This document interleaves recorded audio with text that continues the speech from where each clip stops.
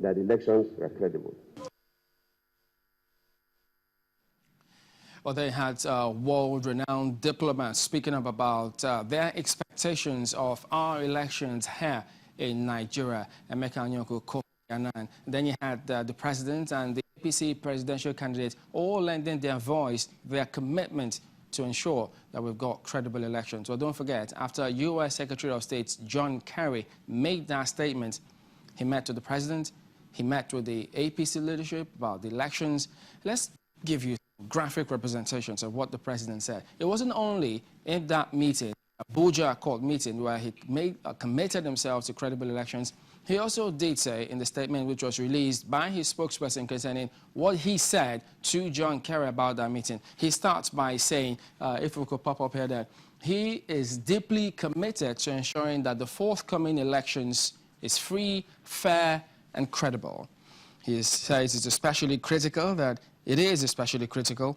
all political parties abide by the Abuja Accord, which commits each to non-violence before, during, and after election, highlighting those three key important times of our elections.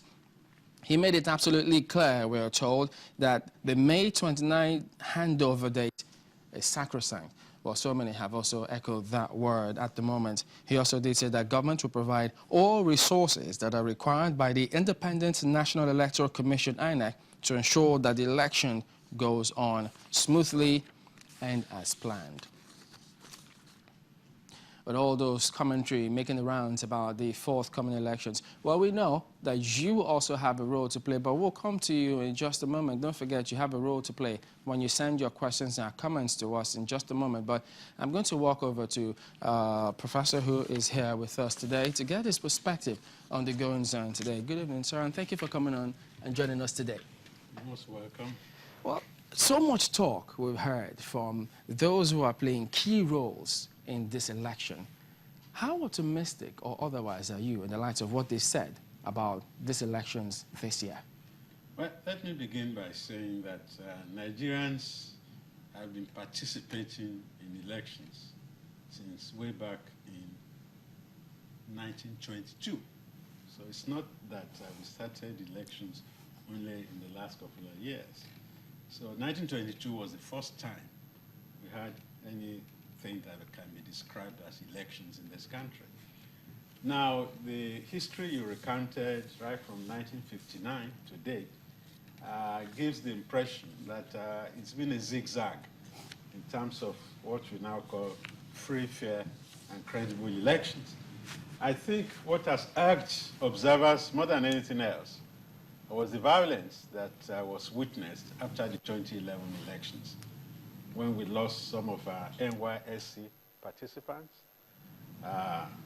Many people died, lots of property destroyed, and it sort of put a question mark on the commitment of Nigeria to the supremacy of the ballot box. So I think it's in that context that you have to understand the preoccupation of observers and Nigerians generally about the necessity for free, fair, credible, and transparent elections bereft of all violence. Now, violence does not just occur. It occurs out of frustration, out of the feeling of having been cheated out of the perception that the playing field is not level. And it seems as if people have not sensed that their votes counted. That's what gives rise to violence, whether you're talking of Kenya or whether you're talking of Nigeria. So I think the most important thing that we have to ensure is the neutrality of the election SAR. That's the INEC. Aside from INEC, the other state agencies also must exhibit non-partisanship. The police, the military, Department of State Security, National Broadcasting Commission, all those members of the state apparatus should not behave as if they are partisan, as if they are wedded to the interests of maybe the ruling party, or make themselves look as if they're opposed to those who want to take power over from the governing class. So quite sincerely, the question of transparency, and then whether the elections are free or fair, which would lead to credibility. Those are critical issues. Okay. Because it's only when the elections are free and fair and transparently so that you can talk of credibility. Okay, what you highlighted the importance of institutions playing their role here, but not downplaying the importance of having credible elections. But where is the place of justice, the judiciary?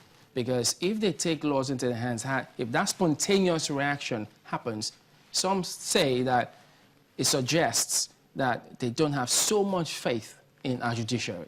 Can that be correct? Well, Chamberlain, you have a point there, because when people resort to self-help, it amounts to a vote of no confidence in the set procedures and the organs established to ventilate grievances. You see, when you go to court, you let your lawyers do your fighting for you by way of arguments instead of fisticuffs on the streets. In fact, a buoyant and resilient judicial system moves conflicts from the streets onto the peace and quiet of the courtrooms. And when all the parties recognize that they will have their day in court, that justice will be done and be seen to have been done, then there will be no necessity for self-help.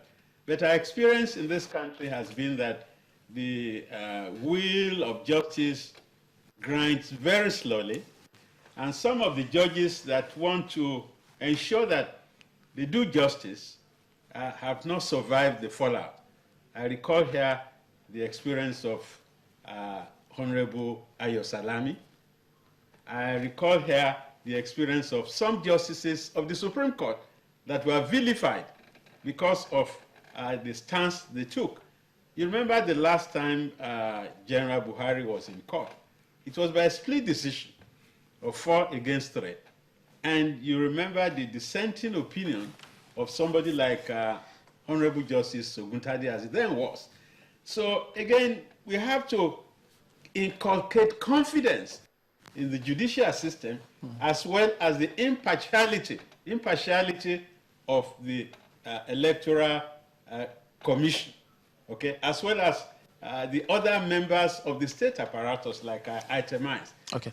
Prof, we'll come back to some of the points you highlighted here, the dissenting opinion, and then the importance of institutions, and then the fallout. But let me take a moment and go over to Catch. Catch Ononuju, a public affairs analyst, joins us from Abuja. Catch, thank you for joining us this evening. Give us your perspective about all the talk that is making the rounds about us having a free, fair, and non-violent elections this year. Thank you for having me. First and foremost, we have to look at it from the historical perspective. Historically, Nigeria has not been known to punish offenders who engineer violence against Nigerians due to political reactions. We know since from 1945, from 1953, if you remember in Kano, that was when Enahoro brought his bill for independence at the Federal House of Reps in Lagos, and the arguments that came from it. And then Akintola was making some campaign for independence and was trying to castigate those who did not want independence for Nigeria. It was politics. In political reactions, some politicians incited people to go and kill for 4 days, from the 1st of May 1953, 4 days in Sabongari Kano. Now, what happened after that? There was no prosecution brought against those who masterminded that politically instigated killing. Let's bring it very close to the recent events. We got into democracy. Obasanjo was engineered to become president. And as he became president, there were those who were not happy at the kind of changes forced by Nigeria's embracing of democracy. they started what was called that time as political Sharia.